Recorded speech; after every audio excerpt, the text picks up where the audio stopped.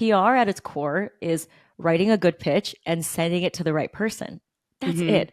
And if you can put the two and two together, you can implement it as a repeatable system in your business, right? When I launched my best-selling book, The Desire Brand Effect, a few years ago, my main objective has always been to help people build a desired brand with repeat customers where they're collecting these true fans who buy from them every season. So if you're someone who wants to build a jewelry sales machine with your business and you're ready to kind of call in those repeat customers, introducing a brand new free private podcast just for you. Introducing Sales on Repeat, a private podcast for jewelry business owners that is going to help you attract high quality buyers, build customer loyalty, and create a seamless sales machine online. There are 10 amazing episodes plus 2 bonus episodes in this series that are going to show you our community building secrets that are all designed to boost your sales with minimal time commitments. So if you are a heck yes, I am all in, Tracy, spill the tea, well, head on over to flourishthriveacademy.com/secret podcast. That's flourishthriveacademy.com/secret podcast and download the Sales on Repeat podcast series for free. Holiday gift guides and roundups are a great way to get exposure for your jewelry brand and also a great way to generate sales. So if you're a jewelry or a product business owner and you are not consistently pitching different gift guide angles, well, you are missing out. That's what I got to tell you right now. Hey there, I'm Tracy Matthews. I'm the Chief Visionary Officer of Flourish and Thrive and the host of the Thrive by Design podcast. And I help jewelry business owners launch, grow, and scale successful, thriving 6- and 7-figure jewelry businesses, the kind with repeat customers on autopilot who are thriving and growing every single year. So if that sounds good, keep on listening. Today, I'm interviewing Gloria Chou. She is a publicist and a gift guide expert who is going to be sharing some of her tips on how you can get into some last minute gift guides for holidays. Also, some different ways that you can be thinking about getting on gift guides for your jewelry brand all year round. So let's dive into today's episode. Welcome to the show today. I'm so excited to have Gloria Chou on the show. She is a publicity expert. Thanks for being here. Thanks for having me. I'm so excited to dive right in on all the things product-based. How can we get featured in BuzzFeed, Allure, Oprah's favorite things that honestly, no one's sharing. So I'm so excited to make PR finally accessible for your audience. Yay. We were having a conversation on Instagram about gift guides. And I was like, isn't it too late to talk about gift guides? It's the end of the year. And you're like, absolutely not. Let's dive in and we'll talk a little bit more about how you can get into some last minute gift guides. So I'm excited to be here. Yeah, I'm so excited to talk about this topic. I think PR for product makers is so overlooked because traditionally the industry tells us we have to pay us, 5, 10 grand and depend on our relationship. And so for most of the people listening, that's not really feasible. And so today we're going to make it super accessible. You're going to leave with some actionable strategies on how you can actually get featured in one of those best, style guides, what to mix and match. I'm going to spill all the secrets on how you can, even if you don't know the journalist on the other side, how do you pitch them? How do you get included? Do you send samples or not? We're going to get into it. So I'm so excited. Before we dive in, tell me a little bit about your journey into PR. How did you get involved in helping product-based business owners do PR? You're going to love the story because I have never worked a day in my life at a PR agency or a marketing agency. Interesting. So I always say I'm like your not traditional PR girl, not your typical PR girl. And so I actually used to be a US diplomat, completely different lifetime. And I realized very quickly that I'm not a bureaucrat and I want to be an entrepreneur. So I love to see people win. I'm everyone's unofficial hype woman. I always joke that in my previous life, I'm like that hip hop MC on stage, like getting everyone ready and excited. I just love to pitch and connect people. And I kid you not, Tracy, I applied for 1,000 jobs in PR before I left, my station as a diplomat. And they all wanted very cookie cutter traditional PR experience at an agency. And so that was kind of my first reckoning that I was like, wow, this industry is very closed off and it's very gate kept. And so I kind of just had to be an outsider. And I kid you not, I started doing PR by getting one small, tiny little client who did a fintech app. I had no idea what even that was. And they're like, yeah, it's just me and the founder. If you can get us on CNBC and Wall Street Journal and New York Times, we'll give you a couple $100, right? And because I had no contacts and I didn't know anybody, I had to literally, I kid you not, Google the New York Times newsroom, and I had to call the operator. And from cold pitching thousands of times, starting from zero, like, sweaty palms and all, Hmm. I picked up on a pattern of when that journalist or the producer or the editor would say, "Okay, well, tell me more." And I ended up getting these Mm. unknown clients, on CNBC, Wall Street Journal, New York Times, Forbes. And so now I teach my CPR pitching method, which is a framework to how to cold pitch, and it's working for product makers as well. That's so cool. Well, that's, imaginative and also just resourceful, I guess, for you just to be able to find all of that so quickly. That's amazing. So I love talking about gift guides because I think there's so many different ways that you can pitch gift guides or even create your own or partner with other people. Yes. So tell me a little bit more about why you think gift guides are such a powerful PR tool.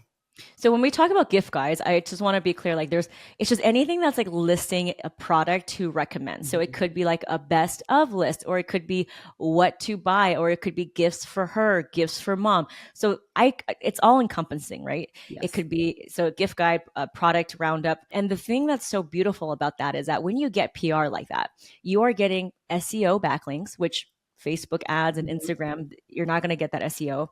And you're also building that trust with your audience, right? Because you're like Mhm. vetted by this third party, like credible platform. You're leveraging their audience. So you're getting in front of more people, and then you're making sales. So there's no other marketing medium that checks all of those boxes at once. But traditionally, we're not taught how to do this. We're not taught how to pitch. So we end up just doing our Instagram reels. Here's the thing: journalists are looking for diverse and fresh indie voices to feature. They're looking for indie brands because they want to be in the know to tell their audience about new cool things to check out.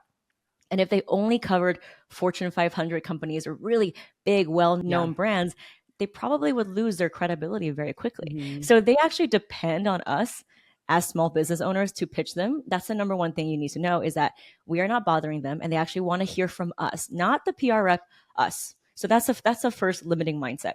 The second one is, no, you do not need to be at a certain point of business or have Kim Kardashian wear your jewelry to Mhm. get featured. It doesn't have to be like that. And no, you don't have to have a million followers or even a lot of followers, because it's not a popularity context. What you need to think about when you think about gift guides is, instead of pitching your benefits and features and, like, the usual marketing spiel, you need to instead lead with the trend, the relevance, what season Mm. it is. So it's really taking off your marketing hat and putting on a different way of pitching. And so think about what season we're in, right? So we are getting into winter. So there might be some things that look really good with big sweaters. There might be chunky jewelry. Or it could be riding on the coattails of a celebrity trend. I know that Sophia Richie's wedding was like trending everywhere. So it could be like the Mm. minimalist bride look. Whatever that is, think about ways you can weave in, whether it's social media or pop culture trends, seasonality trends, weather trends, and all of those things are going to help you get on the radar of these journalists who are looking to feature new products. Okay, I have a question about that because what if you're like, I work with a lot of makers or people who are really into their craft, but maybe they're not so savvy on locating trends or figuring out what the trend is. How do you get in the know of what these trends are? Well, I would argue that they would know, because they're also like making things, and they're also on Instagram and looking at what people are doing. So, for example, right now there's a lot of pearls, like pearls are back. Mm. So there's a Yeah. lot of wedding rings now that are not diamonds, but pearls, right? So, like, think about what people are talking about and what people are wearing, and just be a good steward of the news. I mean, we're all on Instagram anyways. That's like where we get our news. Like, what is trending there? And so I think just from consuming information and, like, being a good steward of the news. Another pro tip actually is, I want you to install a Google News Alert, which is free, by the way. And you can type Mm. in 2 or 3 keywords, and Google will ping you with all of the articles digitally that are being published about your industry. And this is so great because not only do you get to see what are the headlines, and you get to train yourself to think in terms of headlines, you also can start your own media list by copy and pasting the journalist who wrote that article into an Excel spreadsheet. And before you know it, you have an ever growing list of journalists who write about your topic. That's such a great idea. I mean, I've heard of using that Google notification things for like, your name or something like that, but that's a great tip. I love Yeah. that. So, how do you find out? Okay, I'm going to go a little bit out of order of my questions that I have for you today, but like, how do you get their email address? Or you just find them on Instagram first, or like, what's the Yeah. deal? Because I know it I used to have love to be email addresses. Yeah. So I love what you said. So let's backtrack a little bit. PR at its core is writing a good pitch and sending it to the right person. That's Mm-hmm. it. And if you can put the two and two together, you can implement it as a repeatable system in your business, right? So let's talk about the pitch part later, but let's talk about who do we send it to? It's Yeah. not going to be info at buzzfeed.com or, editor at Vogue. Like they are busy and you want to focus on the person that's actually writing about products. So usually it's the shopping or commerce editor or associate editor. These are the people who are being tasked with scouring the internet to find out what are the best products. So shopping or commerce editors are your best bet. Those are the people writing gift guides. So that's the first thing. And you can do that very simply by you can go on Instagram or LinkedIn and you can just do a quick search for commerce editor, shopping editor. And that's actually, they will have that in their bio. Now, obviously, in our program, we have a database of 100,000 journalists across all different beats, but you can do it yourself grassroots by, like I said, the Google News Alert. You can also sign up with Haro, which stands for Yes. Help a Reporter Out. It's owned by a different company now, but you can still get in free and sign up as a source. And it pings you every day of the hundreds of queries that journalists are looking for a very specific person to interview. And if you fit that description, boom. I had someone in my program get into 10 different outlets just using Haro alone, right? You can also follow hashtags on social media like journal request on X Oh. and on LinkedIn. And that's also when journalists are looking for last minute people to do a quote or a story about. And you can also do a search commerce or shopping editor. And then on the internet, this is public information, by the way, right? So you have their name, their email, and then their Instagram. I will say that, their inboxes are usually pretty open, but don't go in there coming in hot and heavy without first engaging with their content. Journalists also have Mm. egos. So stroke their ego, compliment them. Hey, I love that roundup that you did for last Mother's Day. I thought it was so great. Are you doing it this year? If so, I would love to talk about why my jewelry is perfect for this Mother's Day. Do you see how that's a great way to Mm-hmm. actually engage with them instead of being like, hey, feature me? You know what I mean? Exactly. Exactly. So stroke their egos, connect with them on Instagram or LinkedIn or somewhere where you can start developing a relationship with them. This is going to go live right around the time that we're in the thick of the holiday season, what we call the holiday season here in the United States or whatever, or in the world, in the jewelry industry. Is it too late to try to get into gift guides at this time for I holiday? I always know say, that gift guides can yeah. be year round, but So there is a blue ocean of opportunities because not only are there last minute gift guides, there's also gift guides being written about how to spend your Christmas gift cards. So I encourage everyone to think that's so not good. it's too late because a lot of times as founders, we always put so many limitations.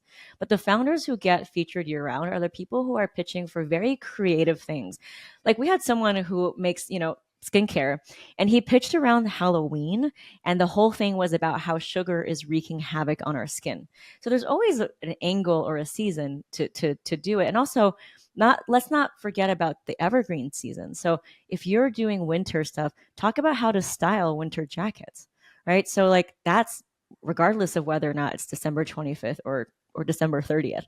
So I don't think that it's ever too late. But if you do want to get into Q4 Christmas specific, I would start crafting your pitch in September and sending it in September and October, and then doing your follow ups in November. In our program, we teach you how to do that, but you want to start with a really good pitch first. Because remember what I told you, it's really about writing a good pitch and sending it out. We already talked about who to send it to. So now let's talk about what to actually write in the pitch. Okay, great. What should we So write in the from pitch? Yeah. So that's really the most important part, right? This is, again, don't feel overwhelmed. We're not taught this in school. We're not taught how to do this. So it's unnatural and it seems overwhelming, but it doesn't have to be. So from all the thousands of times that I've cold pitched, and again, I don't know the person on the other side who's receiving it. And I realized that when it had these three components, it usually got a response. And so the CPR method stands for credibility, point of view, and relevance. And how I like to write the email is you start with the subject line that's very specific. So it's not going to be your name, your company, and the word pitch. Like they already know that. They already know that people are pitching them. You don't want to waste precious real estate. So in the subject line, which by the way is what gets them to click, you want to put in something that almost reads like an article title. So like best chunky gold jewelry to match your black sweater. Like, do you see see how that's very Mhm. specific, right?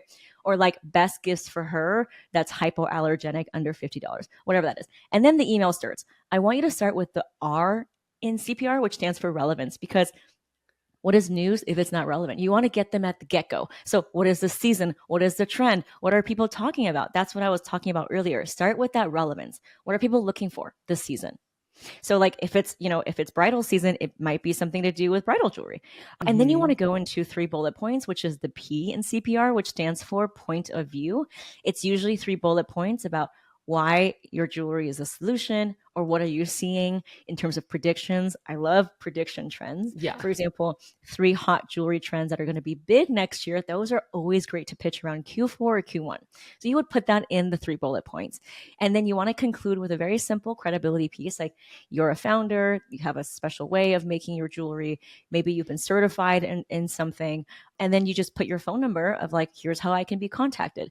And so the flow of the email with the CPR is very concise. It's not too long. It's not desperation, and it very objectively puts you in a position where you can say, I have something to say. Here's what customers are looking for, and I'm happy to chat more. So the energy is very kind of confident and also casual. Would you recommend linking product images or attaching them these days? Because it Yeah. used to be different. So what's the best practice right now? Great question. So in the email, actually, I like to put in one photo, Mhm. usually after the 3 bullet points. And then in the credibility piece where you're kind of concluding the email, you can say, here's my story and here's how you can find out more. And then you want to hyperlink it. Another pro tip when you are pitching anything to do with products that are giftable, you want to put where they can find it. Is it on Amazon? Is it at Macy's? Is it only on Mm. your website? And you want to put the price point so they know, is it a luxury gift? Is it a stocking stuffer? And then if there's any seasonal deals, let's say you're doing something special just for Mother's Day, put that in there, right? You can put like up to 4 different products. I wouldn't go more than that, then it becomes an order form, but keep it short, keep it concise, have all those things, have the hyperlinks, and attach only one photo in the email, but don't attach it as an attachment because that can trigger their spam filter. Okay, I love that. So we're rolling up on holiday. We know that it might be a little bit too late, but there might be a chance for some of these last minute ideas. What are some other types of things we should be thinking about now when it comes to listicles or publicity if they're pitching in November or December? Yeah. So another pro tip is, just talked about this in our PR program, is that Substack is this like up and coming treasure Ooh. trove of where you can find journalists who are writing about products. So I've subscribed to like maybe 10 or so of them. And if you look on Substack, there's a couple people you can follow. You can just do a search for like gift guides, stocking stuffers, small business products, and you can follow a couple of them. So you can follow a couple of, like, one of them is my friend Trey Bodge, Trae Bodge. She has an MSN syndicate where she is writing a gift guide every single day. Oh, Hers is more wow. like budget gift guides. So if you have something that's more on the budget friendly side, that's more for her. And there's another lady, Ali Waliaski. Her last name is very complex, but ALY. She's on Substack too, and she's always writing about products. So that's how you can be in the know and be the first to know about what they're writing. Because let's be honest, we don't know their editorial calendar, right? We don't have a psychic ball, and so following a lot of these journalists in Substack is actually like the fastest way to see what they're writing and whether or not you can fit the bill. And they actually give you very detailed instructions on how to email them, what to include, and what their email address is. So question, in on those Substacks, they're very specific just for people who are joining to understand, like, here's what I'm pitching today, and then subscribe to my Substack and then go here to pitch me? Yeah. So, Or is it that so, they're delivering the gift guide in the Substack? so they're writing the gift guide. And if you subscribe, you're the first to know about what they're writing. That's such a pro tip. Oh my gosh, I've never even heard of that before. That's great. Okay, cool. So what are some of the other things that we need to know about getting publicity that you want our listeners to know about? Is that it's not a popularity contest. You don't need a crazy amount of followers. You do need to have good visuals, right? So I Mhm. actually ask journalists a lot, is like, what's more important? Instagram following, website, product photos, packaging. And they also say they do not care about your Instagram following, but they do need high quality Really? photos, because a lot of times if they're going to include you, they're going to want photos and they're not going to take the photo. So you need good photos, and also packaging, especially if you make skincare, but I assume jewelry as well when it becomes a very personal gift. Like, have great packaging. Is it something that is beautiful? Do you have something that's Giftable. interesting, right? Like put that in the pitch. A lot of times we put this whole story about our founder story and how we, you know, don't do that. Put 2 sentences and that's it. But don't go on and on and on in the email too much about yourself. Talk about why it's the perfect gift for that season. And another thing is, a lot of times, all of our products are our babies. We might be like, oh, I have 60 different things. What do I pick? But that's the science is we are not going to pitch the journalist all 60 of your necklaces. We got to figure out what are the 1, 2, or 3 best ones for this season. And that's why the CPR method is so golden, because it gets to the point of the relevance. What are people looking for this season? And what are you doing to solve that? Right. Okay. So I want to go back to the thing you said about Instagram, because you said it doesn't matter about their following, but I'm guessing the Instagram feed needs to look somewhat professional, right? I mean, I know Yes reels and and no. sometimes it's not as I mean, it should look good, but it's more about the packaging and the website. But if you have a okay. great Instagram, please do put that in the email pitch and hyperlink it. Yes, especially if there's a behind the scenes. If you have something that maybe like you cannot fit in one photo and you have a really good B-roll footage, then you can definitely link that in there. Do you think publicity is still a good sales tool, or is that just something that we need to forget about and this is more about exposure? So to me, organic publicity is that's the most powerful way to market and sell, because like I said, you get the SEO, you get the traffic, you get the Mhm. credibility, and you get the sale. So a lot of times, when we're doing social media or email, it's just one piece. But if you want that sustained SEO, you need to be getting into those gift guides and at least starting with the CPR method. Like, how do I actually get onto the radar of these? Because these are going to be published with or without you. I always say, then why not put your name in the hat for that? One more question that's related to that. So I've heard a lot lately that a lot of publicists, a lot of people who are pitching PR, a lot of publications, different types of blogs or whatever is considered a publication now. They Mm, want to be making an affiliate commission. So do you want to touch a little bit more on that? Because I know that this is something that a lot of people don't understand. And yeah, also the difference between organic publicity versus paying for a placement and yeah, why you should so good. maybe avoid the second.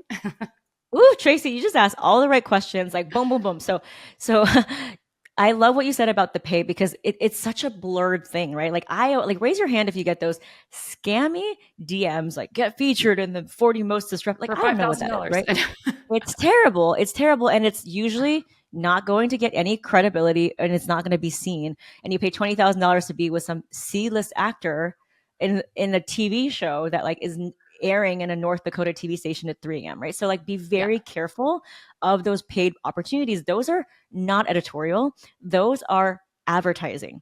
And I'm not saying that you can't do it, but do not pay another third party when you can just buy an ad, because that person is the middleman is also making a cut of that. That's what that is Mm.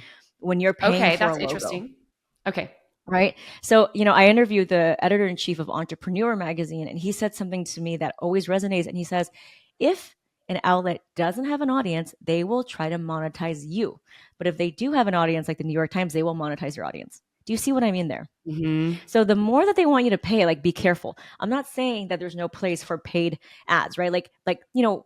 TechCrunch, Wirecutter, like there are some, but be very careful. And that's why I think affiliates are much better, because it creates a win-win for both people. You're not shelling out $2,000 to $10,000 with the hopes that someone will see it who may or may not even be your ideal audience. I know there's a lot of like cable TV things going on around, but like I live in New York. I don't even have a TV and I don't watch cable. So be careful when people say, oh, it's going to be, we have a distribution of 1 million people, but it's like, well, no one's actually watching that. That's your ideal audience. So be careful for that. Mm. Now, affiliates, we are getting into a phase where, yes, people want to monetize because budgets are tight and, they're just not making a lot of money. So affiliates is a great way. If you have an affiliate code, let's say if you are on Amazon or Skim links. There are various ways that you can put in your pitch email along with the URL to find out more in the photo.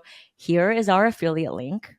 And I would love to chat. So a lot of the shopping editors at some of these publications are only looking for people with affiliate links. Not all, but it is getting towards there. Okay, that's great to know. If someone is asking for an affiliate link, it's not a scam. That's just how publicity is done these days. For some, yeah, for some, yes. And it's great because it's you win and they win, right? Like they only get Mm, paid if you're going to make a sale, which is so much better than a lot of these get seen in and you don't even know what that is. yeah.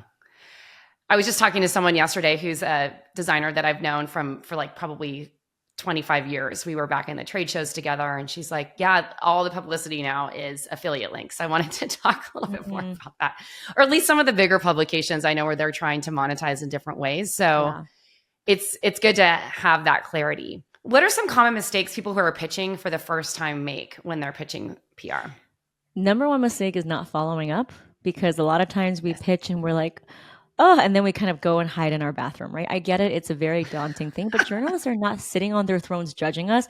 They are being hounded down by very aggressive PR people. So it's just natural that they get pitches. And if you don't follow up, then you don't get featured. Now, don't go crazy with the follow up, but you do need to follow up at least once. And here's another pro tip for your people: do not send an email out unless you install an email tracking software.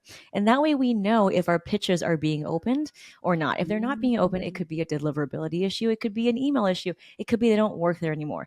But if we get analytics, then we don't have to create a drama in our head about things, and then we can take strategic action. So Mm. let's say that email tracker says that this journalist opened our pitch 8 times. The journalist is really liking what you have to offer. They just don't have a space for it right now. That's where you engage with their content. That's where you be patient. But no journalist is going to open your pitch multiple times unless they like it. So that's going to give us very interesting analytics. And that's why I say it's really a long-term view. It's about building a relationship with them, engaging with their content, sharing their content, complimenting them, and following them on Instagram so that your name becomes more frequent in their head and they kind of see your name pop up more and more.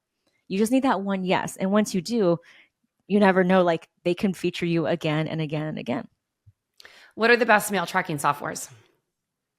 So I use Chrome. I don't like, so Outlook has not had really great results with my Mm. students. So I use Gmail and I use MailTrack, which is like just pretty Yeah. simple. It's a Chrome extension. It's owned by MailSuite, and I think you pay like, I don't know, 60 or $100 a year to get rid of the watermark. And it's very simple, and it just tells you if it's been opened and if it's been opened many times. And then that's when you can then take strategic action on, okay, well, this journalist really likes what I have to say. I'm going to go in and try to see how I can engage and nurture that relationship. Okay, one more question about this. How many times do you follow up? Is it just once, or can you follow up multiple times? I would follow up once after 5 or 7 days, not before that. And then I would also follow up on Instagram, right? Like we're following them, we're engaging with their content. So try to see how you can create touch points with them on multiple platforms. And so after 5 or 7 days, follow up. And instead of just, hey, just following up, keep refreshing that pitch. Hey, this celebrity was just seen with this. Now we're getting into XYZ season. The great thing about this is that the news is always evolving and it's changing. It's Yeah. not static. So you can always pitch again and again as we head into a different season. So it's not like it's dead in the water. Just keep evolving with the times, keep evolving with the trends. So follow up on your initial pitch, but then pitch them again, especially if they've been opening. And I feel like this is one thing that people need to hear. If they don't reply to you, keep in mind that they're getting hundreds and hundreds of emails a day, if Mhm. not thousands. So they're not replying because it's not because they're not interested. It's just a not now. So you can always Mhm. write another pitch to them, follow up with them again, especially if they're opening the pitches, correct? Exactly. Like I actually just had, so I have the top 1% of journalists coming into my program to actually coach my students. And I had someone from Good Morning America, and she does segments with Kelly and Ryan. Mhm. And I asked her this question. I said, I know that a journalist is opening multiple times. What does it mean? And she's like, oh, it means that they really like it. They don't have a place for it. And that's where we have to just sit and do some mantras, be patient, but keep that contact warm. But Yes. she affirmed me that no journalist is going to be opening it multiple times if they didn't like it. And actually, from the journalists that I have in the program, they all say that they have a very complex way of organizing their emails. So even though they don't respond, which they cannot, there's no way they're going to respond, and they don't really owe us a response. They have different folders For example, women-owned business, right? Mom and daughter story, Mother's Day. And so when that time comes, they're going to go back and do a search. I can't tell you how many times people have pitched and maybe they don't hear back for 1 to 3 months. And boom, all of a sudden, hey, I'm writing a story on this. Are you available for us if we feature this? And so a lot of times it's just about putting your name in the hat and then being diligent and then being in the right place at the right time so that when they want to feature you, you can quickly respond and say, yes, I'm here. I love that. It's timing is everything, I feel like. Yeah. And I've been contacted by several editors who are like, oh, you contributed to this story a while back, or I reached out to you about this a while back and it wasn't a fit, but do you have XYZ? And it opens up another opportunity. Exactly. See, this is why you and I are cut from the same cloth. It's never a no. How can we turn that no, which seems like a rejection, into something that's like, okay, if this is not a great fit for you, do you know someone that this would be a great fit for? The worst they can say is no. I think our level, and you know this too about mindset, like our level of being able to achieve success is directly related to like how comfortable we are with uncomfortable conversations. And so a lot of people just stop and say, okay, this is a no. But then the founders who I have had so many founders get featured just by asking very simple questions in response. Love that. Gloria, where can everyone find you? So I'm on social media at Gloria Chou PR, Gloria Chou PR. You can watch my signature PR masterclass, which actually shows you line by line, word for word, a CPR pitch that got someone featured 12 times. You can see that at gloriachoupr.com/masterclass. It's free. And if you DM me on social media at Gloria Chou PR, the word pitch, I will give you another pitching resource so that you can get cracking on your first pitch. Thank you so much for listening to the show today. This is Tracy Matthews signing off. But before I go, I want to invite you to tap into my new podcast series. It's a secret podcast series called Sales on Repeat. If you're someone who is ready to unlock daily repeat sales and you want to build an omni-channel brand where your business is thriving and growing every single year with half the effort, well, listen up. This private podcast feed is an episode, basically like a mini training of different ways that you can get your existing customers to keep coming back for more. So go check it out. Head on over to flourishthriveacademy.com/secret podcast and tap into the Sales on Repeat podcast right now. Ciao for now. When I launched my best-selling book, The Desire Brand Effect, a few years ago, my main objective has always been to help people build a desired brand with repeat customers where they're collecting these true fans who buy from them every season. So if you're someone who wants to build a jewelry sales machine with your business and you're ready to kind of call in those repeat customers, introducing a brand new free private podcast just for you. Introducing Sales on Repeat, a private podcast for jewelry business owners that is going to help you attract high quality buyers, build customer loyalty, and create a seamless sales machine online. There are 10 amazing episodes plus 2 bonus episodes in this series that are going to show you our community building secrets that are all designed to boost your sales with minimal time commitments. So if you are a heck yes, I am all in, Tracy, spill the tea, well, head on over to flourishthriveacademy.com/secret podcast. That's flourishthriveacademy.com/secret podcast and download the Sales on Repeat podcast series for free. Are you tired of relying on in-person shows and foot traffic to grow your jewelry business? You know you need to figure out this online sales thing, but you keep saying it's so much easier to just to sell in person than it is to sell online. If that's you, I want you to imagine doubling your show sales and turning one-time customers that you meet in person into repeat buyers and turning your website into a sales machine. That's exactly what we help you do when you train your customers to buy from you online. It is our signature online sales program over here at Flourish and Thrive Academy. We just released it as a home study program so that you can take it at your own pace and maximize your in-person markets and sales during the holiday season. You'll learn step-by-step strategies to quickly grow your email list, automate your sales process, and dive into virtual live selling strategies and so much more. Plus, you'll build a reliable revenue stream online and reach thousands of potential buyers. Don't let the changing market hold you back and get instant access to TYC and watch your online sales grow. Head on over to flourishthriveacademy.com/TYC and check out the program today. That's flourishthriveacademy.com/TYC, or check out the link in the show notes. Also, we're having an early Black Friday sale, so you can grab this for 50% off for a limited time. So head on over to flourishthriveacademy.com/TYC and get this essential online sales program that every jewelry business owner needs.